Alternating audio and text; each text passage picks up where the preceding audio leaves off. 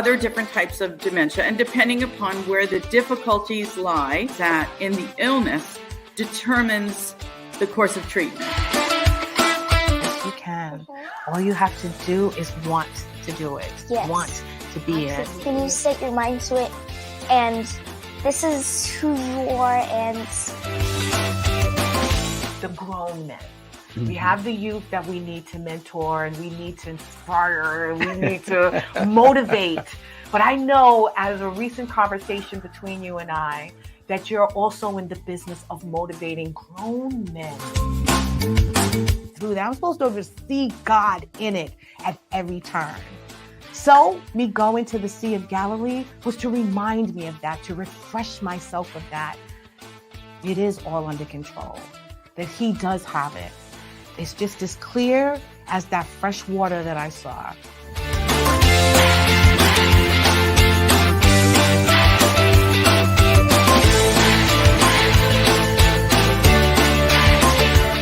You're Our Unity, hosted by LeShawn Walker, Tuesday nights, 6 p.m. Guesty. Welcome, everyone, to You're Our Unity, a show that wishes to spread a spirit of peace and love in the world, one conversation at a time. We want to encourage you to walk in your dreams. We want you to abate fear and just walk proudly in faith that you can accomplish anything that you put your mind to. It is time for us to live in our vision. Everything that you've dreamed of, everything that you've envisioned your life to be, all those things that you want and you deserve, it's time for you to go out there and get it. You are still here. So take the time to go and chase them. And I mean, chase them passionately. I am your host, LeShawn Walker. I'd like to welcome you in. As I say every week, please like, share, and follow. Let everyone know that we're on right now at Strong Island Studios. I hope you guys had a wonderful week. I mean, it appears everyone, everywhere, is experiencing some type of weather issue. I blew in here like I'm Dorothy because the wind is ferocious outside right now. The snow is coming down and we have a nor'easter looming somewhere. So I hope that all of you guys, no matter where you are in the world, are safe, that you're dry, that you're warm, that you are with the people that you love. So we are still celebrating Women's History Month. It is still March, my friends, and thank God, hold on to it as much as you can. These months, these days, these weeks, and the fact that we just gained an hour, lost an hour, means that things are moving kind of rapidly. So I want you out there taking advantage of all the beauty outside, all of the wonderful things that you can accomplish, you can learn, you can treat yourself to. So I've been celebrating Women's Month and basically celebrating the women in my life, also giving reverence and honor to those before me, but more importantly, giving the roses to the women in my life now. If I haven't reached out to you yet, don't worry about it. It's still March. But the fact is that I decided that it was time for me to celebrate myself now. I've been on this journey of entrepreneurship and uncovering the best of myself for a while now. And I'm always inspired by the many women in my life. But recently, as I was, sort of reflecting on my life and my path and the fact that I'm finally living this dream, I'm sharing my love with the world by creating You're Our Unity and hoping that all of you will come with me on this journey to not only discover the best of yourself, but to share it with the world. So, not to disappoint, every weekend I'm trying to do something. So I was literally this weekend among the youth again. When I was thinking about celebrating all that I've accomplished in the past few years, I was also kind of reflecting on my childhood and who I thought I was then and who did I want to be. I was always in front of the mirror, I had a microphone, I was a singer, I was a dancer, I was an actress, I was all these amazing things. And life happens, you take a different path, you get, turned around a little bit, sort of get distracted.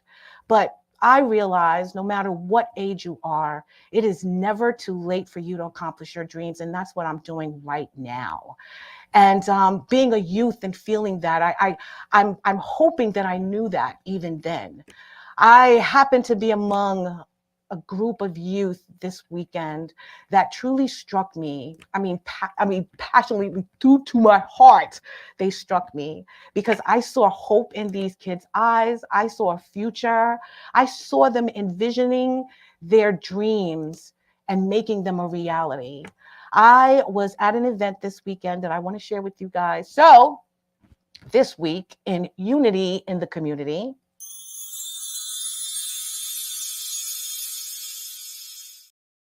I want to talk about a musical that Elmont High School put on. It was awesome. It was The Descendants, which is a film that is adapted from a Disney movie. Now, it's these kids who are imprisoned on the Isle of the Lost, the home of the most infamous villains who ever lived. The teenage children who I have photos of were of Maleficent, the evil queen, Jafar, and Cruella de Vil, who have never ventured off the island until now. When the four troublemakers are sent to attend prep school alongside the children of beloved Disney heroes, they have a difficult choice to make, and thinking should they follow in their parents' footsteps, their wicked footsteps, or learn to be good. This musical was put on by a bunch of teenagers. And I thought that it was the most professional, most well-designed, well-acted and sang. I mean, these teenagers sang their heart out. They performed like they were on Broadway. I was in awe. It was a phenomenal event. I went with the Girl Scouts, my friend Celine there and her mom Savitri and Vernell.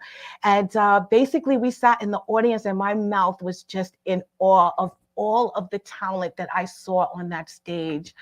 The singing, the dancing, the acting, the emoting, to me, just remembering every single line. And everyone was committed to the role that they were given. And when I tell you, I was so impressed. I really was. And the fact that I know that these kids, a lot of them that were in this musical, probably have hopes and dreams of being an actress or a singer, a performer, an entertainer. I know these kids have excellent grades. They come from a really good school. Mr. D is doing a great job with everyone. But again, for everyone in that audience to experience what we did in that moment, which was a community coming together to actually highlight, celebrate, and enjoy performances from teenagers in their community was just spectacular. So yeah, it was just a really great event. I'm looking forward to more. I'm actually excited. I think I got to watch the movie now because I actually didn't. But the fact is that they really put their heart into it. And I know that they're going to be doing great things in the future. And so in that moment, I said to myself, I know that these kids are going to be amazing. They're going to be greatness. And so the thought and the feeling is for us to always live in our vision, for us to just chase down our dreams. I wanted to talk to you today about a woman that is doing just that. It is Women's Month, and in honor of that, I would like to highlight her this evening. So we'll be talking to Aisha Babilonia. She is born and raised in Brooklyn, New York. And the title of the show is Living the Vision. She's born and raised in Brooklyn, New York, to immigrant Hispanic parents. She is a graduate of both Empire State University and Rutgers School of Nursing, currently working as a compliance and risk manager. While being no stranger to struggle, Aisha is best known for taking a vision while serving years in federal prison and making it into and bringing it in to her life. Her grit, tenacity, hard work, and perseverance to walk in her purpose inspired her to found Habakkuk's Vision Charitable Ministries, which she provides formerly incarcerated victims of domestic violence and other underserved populations with the resources needed to survive, giving a resting place of hope support, and cultivation for them. Through the programs, advocacy, and supportive services, they strive to inspire the community members to sense a feeling of belonging, worthiness, and ability to make a significant contribution to the world. Aisha is also the newly appointed chair of the Essex County Street Outreach Committee, working to increase street outreach to provide the homeless with the necessary support and information they need. Aisha has become one of the most successful overcomers, philanthropists, leaders, and prominent Afro-Latinas, providing valuable outreach services in her community. She is living in her vision. Please help me welcome the beautiful Aisha Babilonia. How are you? Can you hear me? I can hear you. Can you hear me? Excellent. Thank you. It has been. I'm in awe of production. No one has ever introduced me the way you have. Thank you. Oh, girl, this is you. This is you on paper. I am just reading it. I'm saying everything that is here, it is exactly who you are. So I appreciate you being here. I really do. Well, it's a pleasure to be here. Thank you for having me. Not a problem, not a problem. So again, as I mentioned in this bio, you have been through some stuff, but you are living your dreams right now and you're helping others, which I think is so important and so inspirational. But first, I want to kind of delve into your background. Can you tell us a little about your upbringing and where you're from, how how it was being raised by immigrant parents in Brooklyn? Well, my story is pretty interesting. I was conceived in the Republic of Panama. My mom carried me when she was 8.5 months, very close to delivery. She carried me in her stomach. Her and my dad, they came over as immigrants, so that it was about back then a 10-day trip, right? By sea, by plane, by bus, and walking through a road. When they got to the United States, it had been the year 1976, the year of one of the biggest snowstorms. Wow. And on here about 3 days later. So, I was privileged, to be born here. And I thank my mom daily for the sacrifices that she made just so I can be born here, because I see the disparities in the treatment of those who are born, immigrants, and the struggles that they go through. With that being said, my whole life I would travel back and forth between Panama to visit my parents, to visit my family. So I speak Spanish fluently, although I am American, born County Hospital, raised in Brooklyn, New York. Oh, wow. On both sides or of Colombian descent. So I was in Colombia also to visit them. My journey has been a very interesting one. I always knew that I wanted to be a nurse. However, I didn't fall or go into the nursing path until 2011. Right. So I was working at Verizon and I did an early retirement. I said, you know what? I can't do this anymore. This is not where I want to be. So I left and I said, I'm going to submit applications for nursing school. And I prayed and I'm like, God, if this is, my calling, this is my path, then you'll give me 3 acceptance letters. Think that God is this genie in a bottle that we could just rub on. Like, this is what I want. And this is exactly how I'm going to get it. Right. So fast forward, because that's my premature thinking, right? So that's what I did. So I applied for 3 nursing schools, and lo and behold, I got accepted into each and every one of them. Wow. Right. And so what happened was I had took the one who had an accelerated nursing path. That was Rutgers University, UMD&J School of Nursing. Right. I graduated, became a registered nurse, was leading 2 clinics in Harlem. After that, my life took a total, complete change.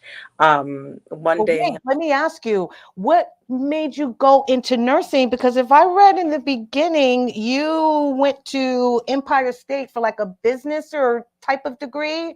Really? So what sparked that desire to be a nurse? Because well, to be honest, So in full transparency, I did the business degree and all other degrees. I have other degrees prior to that, but not to give Verizon any free promotion, but it is what it is. At Right. that working for Verizon, and they had the best tuition reimbursement. So I was doing Ah, everything for yeah. free. Okay. So I am one of those Verizon dinosaurs that benefited from the tuition reimbursement. Don't have to pay back student loans. But that's great, though. You took advantage of that. You got a bachelor's degree. So I'm saying, and all free of charge. And you did your time free of charge. Really, you put in the time at the job. So that is a blessing. Go ahead. All right. So that's why you it really wasn't what you wanted to do. You just took advantage of the opportunity because it was presented. And it obviously gave you the desire to pursue more education.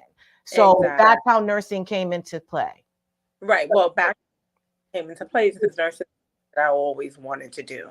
That has passion. I always said, I want to do nursing. I always had a zeal to help people, to care for people. Right. I just said, let me just start walking into what my purpose is. And I took it as a sign when I said, okay, I'm going to apply for 3 schools. If I get acceptance letters, and that means that's it. I'm a very God-fearing woman. So when I say 3, I'm thinking Father, Son, and the Holy Spirit, the Trinity, 3 in 1. So you couldn't tell me that wasn't a sign. Graduated, it was an accelerated nursing program. So what that means is 4 years of schooling is crammed into 18 months. So I had to quit my job. I had no social life. I went to school full time. And I managed it, but it was tough. It was tough because during that time, I was also going through a very rough part of my time where I was in a domestically abusive relationship, right? And it was to the point where I became a functional, as that's what they will call it clinically, like a functional abused woman. Wow. So, go through whatever I have to go through, shake it off, go to school, exam. No one would ever know the things that I endured. That is amazing. Yeah. Through the challenges and through all of that, how are you able to maintain? I mean, because I know you still graduated, you had no issues, you pursued these things while still going through these problems in your relationship and being, a woman of domestic violence. Yeah. Well, to begin with, I have a really strong relationship with God. I always have. And I also think that He gave me a certain amount of resilience and strength. I don't think that was His will, because I don't think it's as strong as God may make us as women, even males. I don't think it's His will for anyone to endure abuse or any of inflicted pain. But being in love, being young, thinking that I can change the person, or if I pray hard and long enough that person will just change. Lo and behold, that wasn't the case. So graduated, succeeded, became a nurse manager overseeing 2 clinics, and then changed, and I was incarcerated, and I did 5 years in federal prison. Yeah, which started a 40-year to life sentence. 40 to life boiled down to 5 years. Wow. Oh my goodness. So this you going to prison, was it you saving your life? The reason why you ended up in federal prison for that amount of time? Well, no. No. So my case started out as a domestic violence case. And I'm fully transparent. When I was incarcerated, I was facing 10 counts. And one of the counts included attempted murder for hire. I was being accused of plotting to cause harm, inflict harm on my then ex-abuser. So one of the 10 charges, that was my original charge, which I faced a maximum 40 years to life, right? And, I wouldn't bend. I fought it to the very end. 2 weeks before my trial, both my attorneys came to see me, and they said, you're going to seem that sounds ridiculous, but the prosecutors, they want to drop on all of your charges. Thank you, God. That's right, because you were faithful. And like you said, your center is the Father, the Son, and the Holy Ghost. So you knew that you were going to be okay. How did you feel when you were going through that? I mean, I know it must have been a shock. I mean, especially after everything that you had to endure. The victim turned into this suspect, so to speak. So how did you feel? How did you get through that? I know it was God. Trust me, I know. But in that moment, when you're a woman, when you're a carnal person, when you're a human being just trying to survive on this earth, how did it feel? How did you get through it? So initially, I was shocked, right? And I remember the day of my arraignment as if it was yesterday. I remember standing before the judge and him saying 40 years to life, and I didn't flinch. Whereas, you have this woman, a professional woman, a graduate with multiple degrees, career, an asset to the community. Mm-hmm. Thinking back now, any other woman in my position would have probably just crashed at that moment. But I do feel like I was in a state of shock. I was stoic. The whole while I'm like, is this a dream? This can't be right. Like, what is really going on? Because when you first get arraigned, you don't really know what is really going on. Right. You do know you are named in a part, as a part of a conspiracy, depending on what the crime is. This is what you're being charged. Right. But the whole of that innocent until proven guilty, that is absolutely false. I was denied bail 3 times. I was placed as a flight risk. I was labeled as a danger to the society, to the community. Oh. At my last bail hearing, the judge said, and I quote, "If Miss Babilonia is granted bail because of her family connections, that she will find a sophisticated way to leave and exit the country." Oh my God. They made you sound like some mob boss. Yeah. I mean, literally, that's what it sounds like. And Right. that they needed to restrict you from having any type of access to freedom. And again, you were just numb. You were just obviously just going through the motions at that time, correct? That's correct. Right. Yeah. Remember, also keep in mind that I've never had any type of charges. This is my first time ever being incarcerated, especially to this magnitude. So I do feel like it was harsh. Yeah. It was harsh. And that's why when I hear innocent until proven guilty, no, because that wasn't me. Right. When I was guilty, and guilty, Wow. right? And Right. I had to fight my case while being behind federal prison doors. I fought and up until 2 weeks before my trial, and then I get this news and I'm like, okay, well, why do they want to drop these charges all of a sudden to one charge, which was a conspiracy count? Right. On a conspiracy count, you automatically serve a mandatory of 5 years. However, based on guidelines, my range was either 2 to 3 years. So the expectation was, being that I've been fighting during pre-trial, the expectation was, okay, accept the deal. By the time you go to get sentenced, you'll have time served, you go home. Right. Now, sentenced me to the statutory maximum, which was 5 years federal prison and then 3 years probation. Oh my God, girl. So you're in there. You now know this is my sentence. This is my life for the next really 5 to 8 years.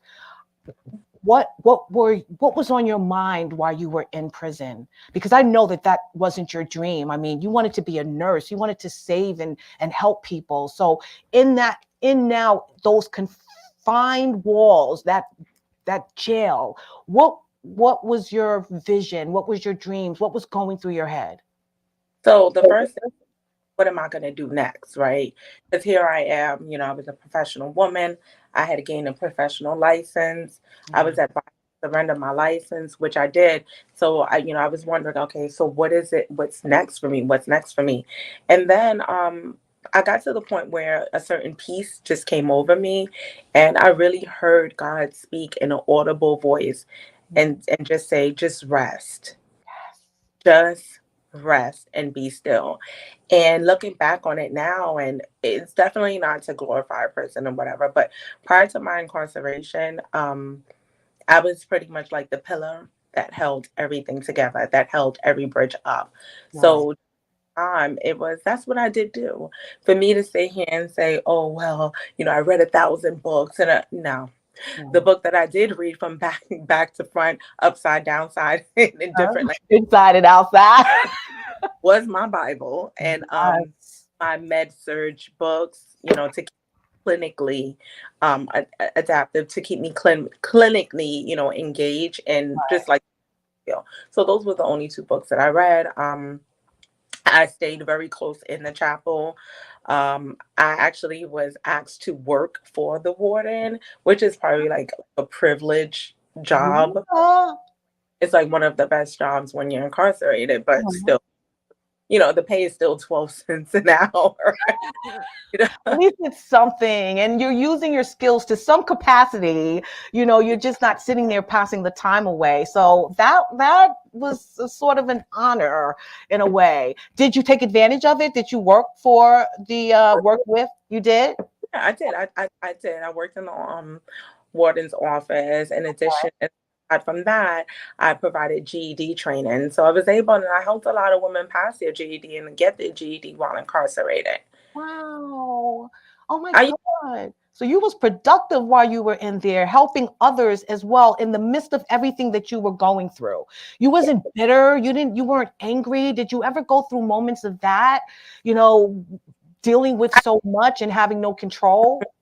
So I did.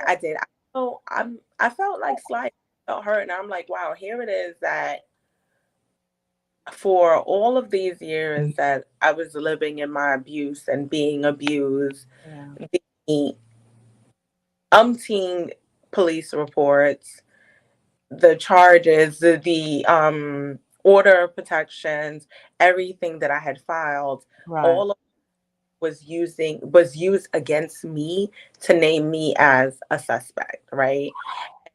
Whereas, and I'm just like, yeah, I did feel hurt. I felt that the system wasn't for me. I think that the system used everything that I try to do to get out of my situation against me. I was determined. I said, I'm going to fight the good fight. There was no way on earth that I will ever plead guilty to this charge. There was no way. In life, I realized that there's some things that that you do, and you have to, how they say, charge it back to the game. And I prayed, LeShawn, and I remember specifically one of my prayers was, Lord, you know me, you know my heart, and you know what I have done. If it's for me to be here for such a time as this, let it be for what you know that I have done, right?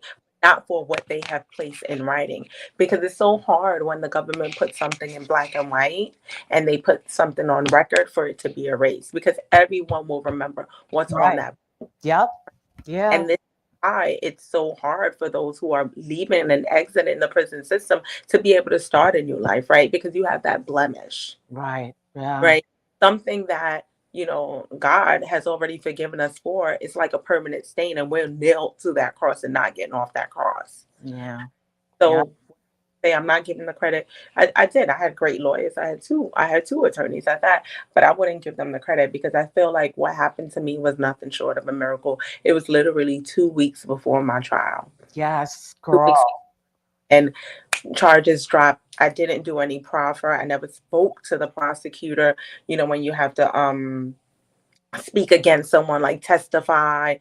Didn't do none of that. I said, I'm gonna really take this. I'm taking it all the way. And today, as one who I've been through a lot.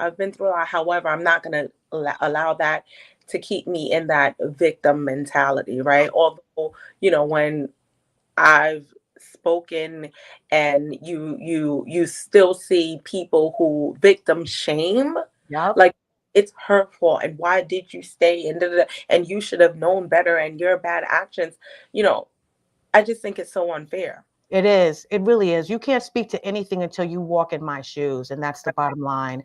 Everyone experiences and handles things differently, and we are allowed to do that. That, you know, that experience to me has birthed this person that is in front of us today that may not have left the nursing field and built this amazing organization that helps so many.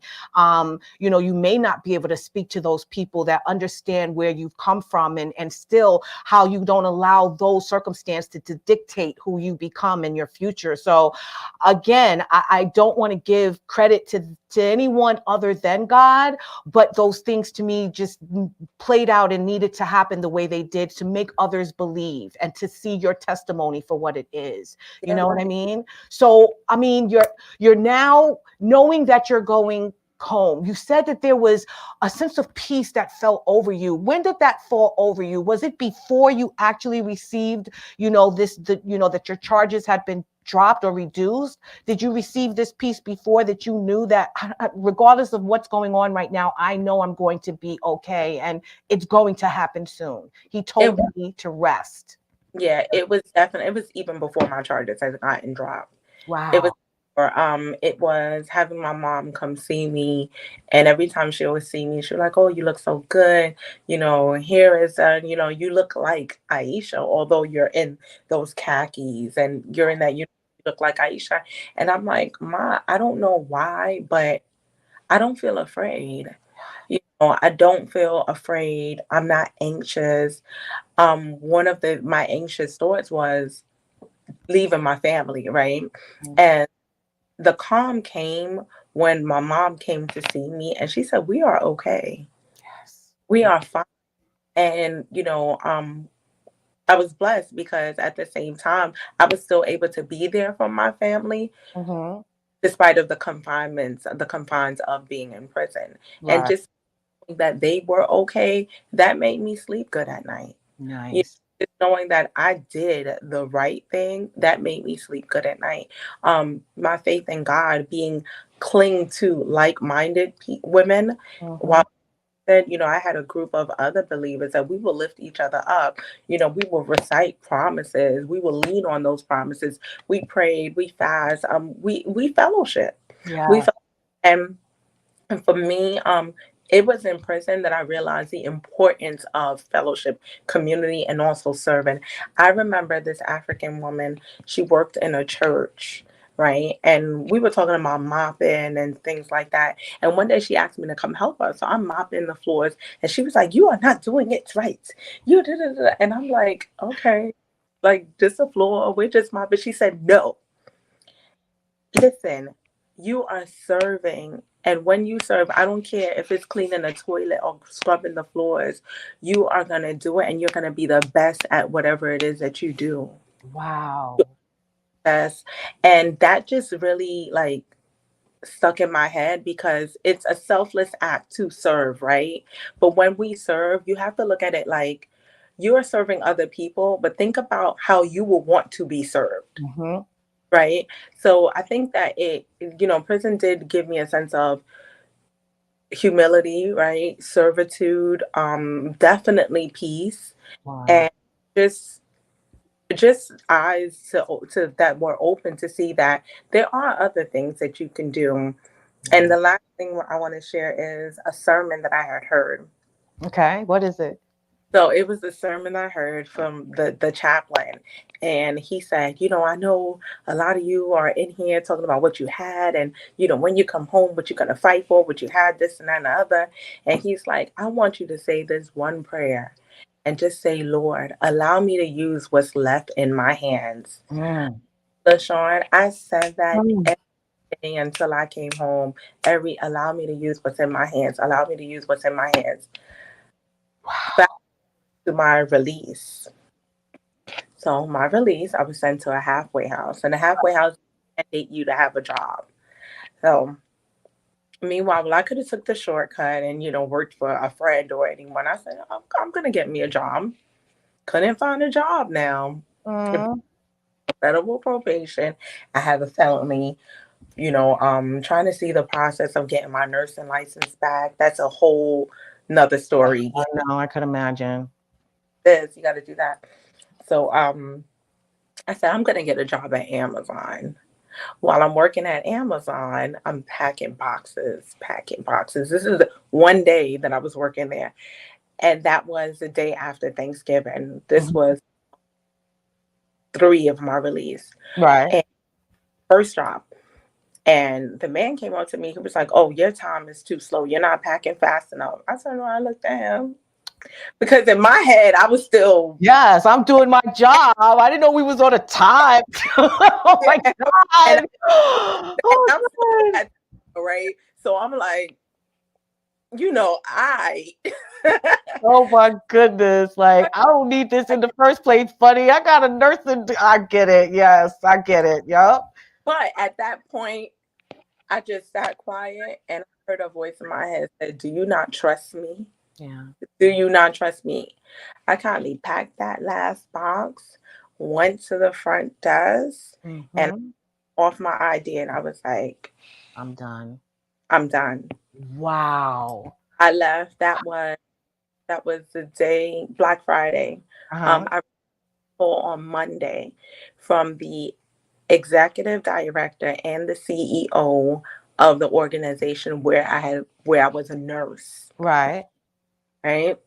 Now, this is the same job. Then the day that I had got indicted, I ended up closing both clinics, leaving out, telling everybody goodbye. They never saw me again until I wrote a letter and I told them what happened.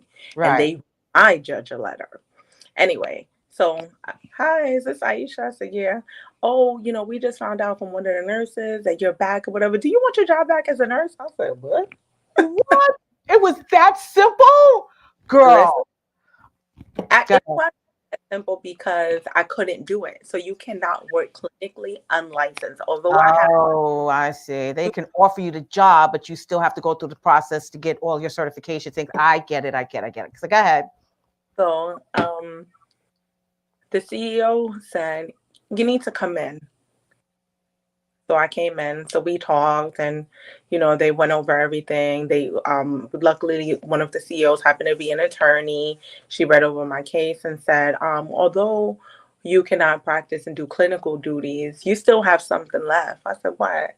She said, you still have your degree and that education, and they can't take that away from you. That's right. And, instantly came to my mind, what's left in my hands. Yep. What's left in your hands. Yeah. And you know what, God? You something else. He's the best strategic partner. You ain't kidding, my friend. What was left in your hands? So that's what we want to talk about, because that had to be the moment that you realized that, I'm going to forge my own path, fulfilling the purpose that he already instilled in me. And you figured it out at that moment. So is that how Habakkuk's vision ministry, outreach ministry started? No. Or the thought of it, rather? The thought of it, but honestly, that's how I was able to financially support the beginning of Habakkuk's Vision Charitable Ministries. They hired me as a consultant. And then when I realized, you can consult and make really good money, they put me in charge of a lot of things from governance. It was a nonprofit organization. Right. It is a nonprofit organization that does great work for the underserved community members, right? In particularly the Harlem area. And while I'm there, I remembered, and even while I was incarcerated, I was looking up nonprofits, and I said I wanted to start my own nonprofit because where I was, it was in West Virginia, right? Like the only prison for you to, if you lived in DC, that's the only place that you can go, because DC didn't have any prisons and jails, so they had to go into the federal prison. And just hearing stories of the women, a lot of them were without education, a lot of them went through a lot of abuse. They had a lot of mitigating circumstances that led them to be where they were. Right. So while I was in there, I started thinking about nonprofits and, I wanted to start my own nonprofit. But, when you come home, you're thinking about, where am I going to sleep tonight? Where am I going to eat? Survival. Yes. So the thought absolutely came out of my head. But then when I had got called back to work for that organization, it clicked. And it was a reminder, and it hit me that this is where you need to be right now Yeah. to get where God is really calling you to Yeah. be. I Um, love it. I love it. Oh my God. So when you finally decided that, you needed to help those that had experienced and are experiencing and probably will experience some of the, problems that you did when you were incarcerated, is that what made you build this organization? The fact that you was remembering everything that you went through, how unfair it was. And I need to know where you even came up with the name Habakkuk's Vision, Vision Outreach Ministry. So yeah. tell me about that, how it came about, and also, was it because of what you experienced and you wanted to help these women that were dealing with and will probably deal with the same thing? Yeah, absolutely. Habakkuk's Vision Charitable Ministries, the name was birthed from a scripture that I had read. It was Habakkuk's chapter 2, where it talked about writing the vision and making it plain and Mm-hmm. putting it so everyone can see, and that it may take a while, but the vision will surely come to pass. Yep. Yep. You're absolutely right. She got cut out real quick. It was just getting good, folks. She is coming back, but she is going to talk about how our friend Aisha, how she came up with there she Oh, is. Oh my God, we are back and continue. Habakkuk's Vision. You said you came up with it because of scripture. Continue. right. So it was Habakkuk's chapter 2, and it talked about writing the vision, making it plain. Although it may tarry, wait for it because it surely will come to pass. And that's exactly what happened. I had the name, I had registered, and I'm just sitting here. I'm like, okay, what do I do next? Right. And I'm in the halfway house, and the halfway house, it was a federal halfway house. So Mm-hmm. they were supposed to provide things like programming, right? Workforce development, readiness, anything that we needed to help us re-enter.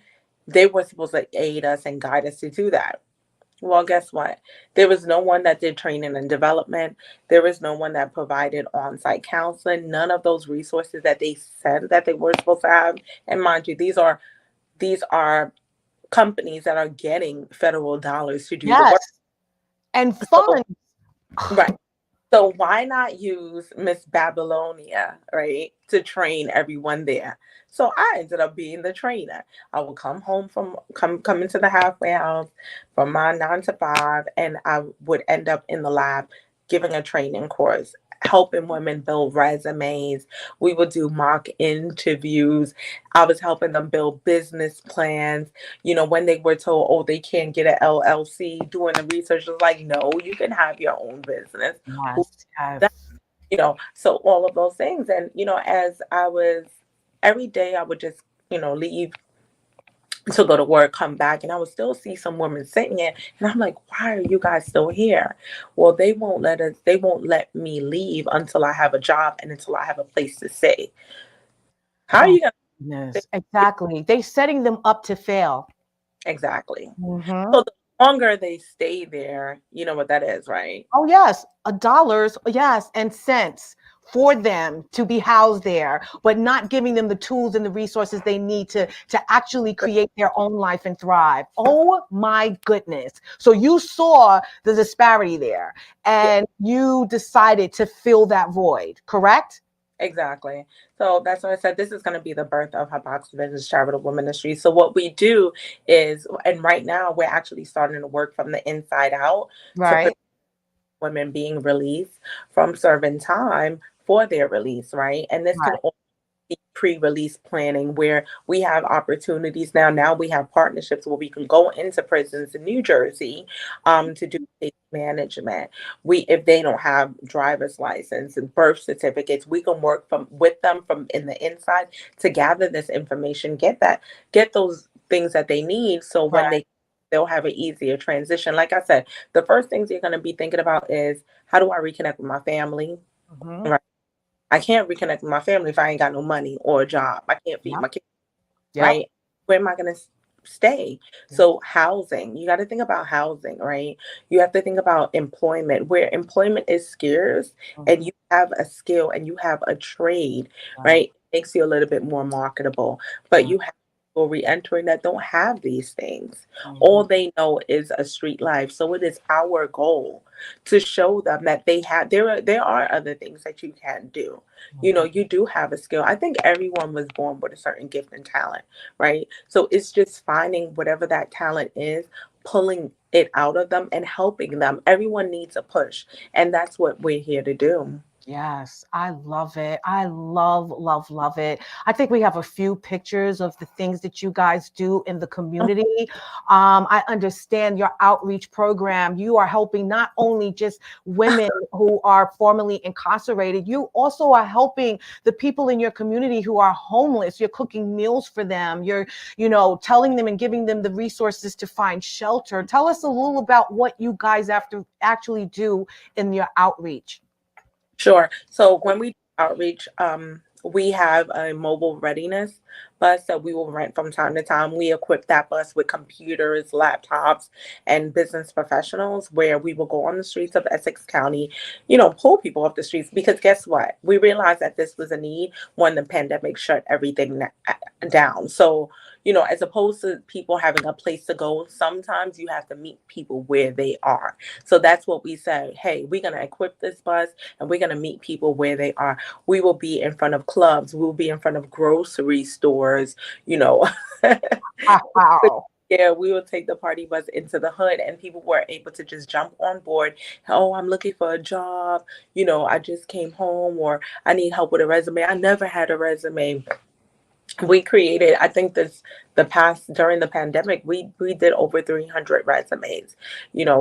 Women were able to secure jobs. We also have partnerships with certain employers that are willing to hire men and women that have been formerly incarcerated. We provide food for shelters where we come in and we are allowed to cook. So to prepare hot meals, that's a big one for me, because while it is good to give people resources from a pantry, like things that they can cook, some people don't even have a kitchen, right? Have hot plates. How much do you really prepare on a hot plate, right? And our goal is to expand into our own development where we can have a state-of-the-art kitchen where we can teach people and have culinary professionals come in. All I think about is when I was in prison, how many beauticians we had in there that were unlicensed. Exactly. I know. We got creative. I was talking to my sister-in-law the other day, and she said, you're gonna eat that hot dog that was in that oil that was fried with chicken. I said, girl, I use chicken fajitas with an iron. I oh God, Listen, with an iron, okay? Oh God, That you iron clothes. Listen, we wasn't eating cold food, so we figured it out, right? Yeah. You made it work. You made it work. And you did not, again, let those circumstances keep you from accomplishing your goal. You wanted a hot dog. You was going to make sure you figured out the way to make that happen. So you built this organization and you are helping so many. I mean, not just reaching out to, these women that so desperately need the services, but, also the underserved in your community. What does it look like in terms of the people that you're reaching? Do you find that these services are really, really beneficial? Is anyone else helping you, to accomplish your mission? What's that like?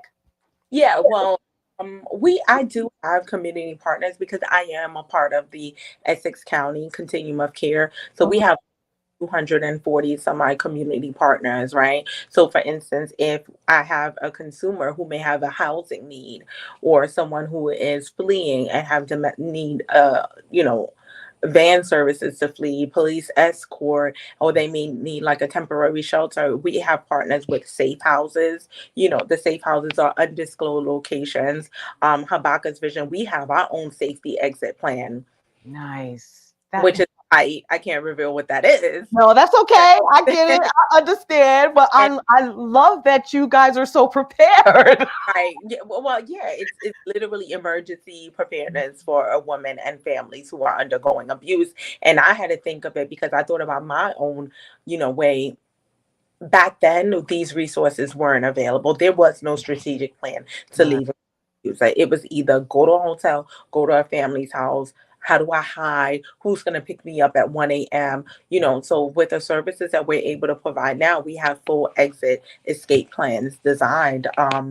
We provide services to the homeless when we do the street outreach. Not only a hot plate, we're saying, okay, we have a system here. There's a bed here. You could go to this bed for the night or whatever. But then we're also helping people find permanent and stable housing, whether it be filling out a Section 8 application or finding transitional housing for a certain time that's funded, through us or through community partners. I mean, we try to give them something that that they wouldn't have otherwise, right? Well, yeah, no, I totally get it. I totally understand.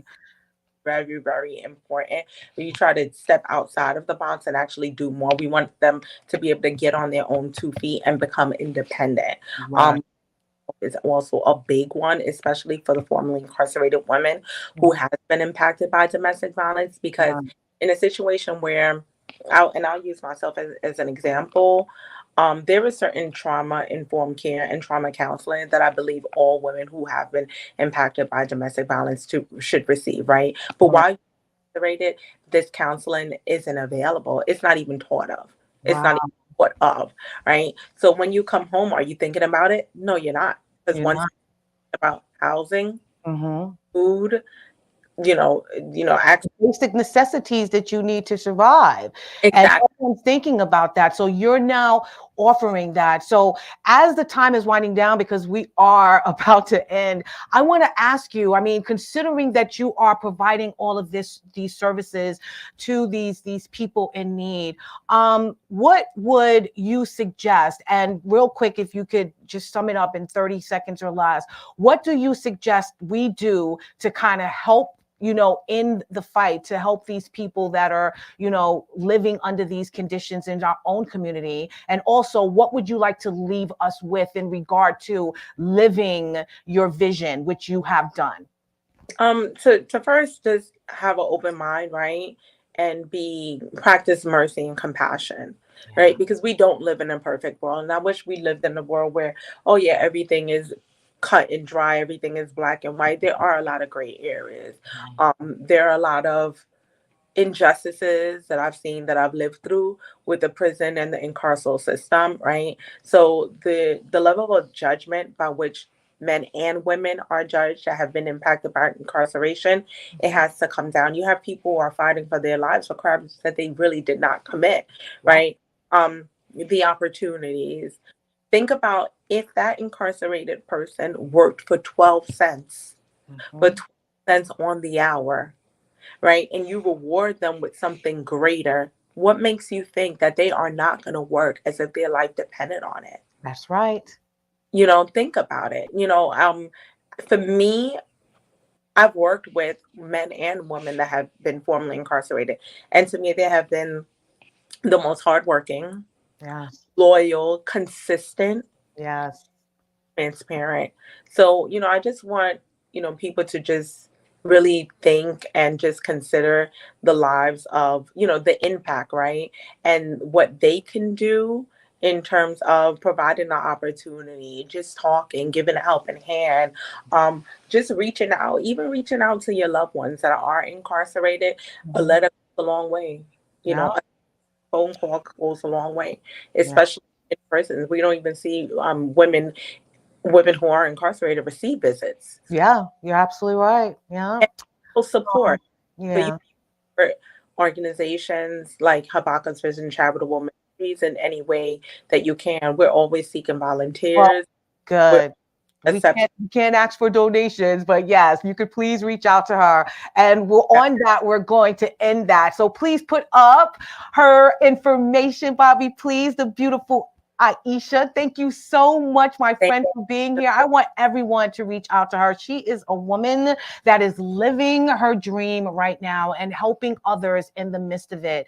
So please reach out to her at hbbkv, I believe, .org. We're going to find your information and put it up real quick. There she is receiving her award. I actually wanted to show your video too, but we didn't get into it. You got to come back, Aisha. You know that, right? I will. There's so much more to talk about, my friend. We didn't even scratch the surface. But look, thank you so much for being here. We're going to get real quick to the Dare to Be You. Do not go anywhere, okay? Thank you. And the Dare to Be You is: vision without action is merely a dream. Action without vision just passes the time. Vision with action can change the world.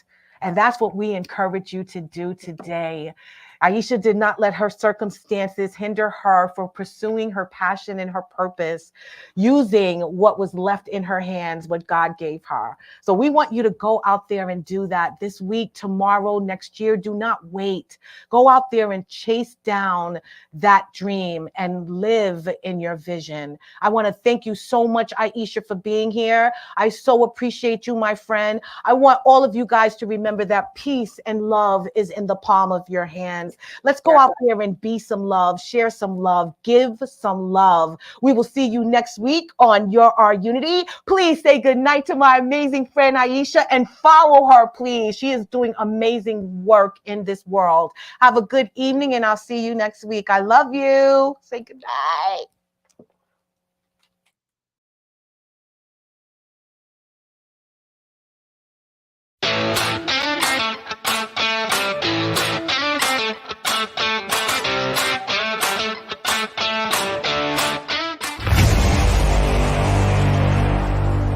Strong Island Entertainment.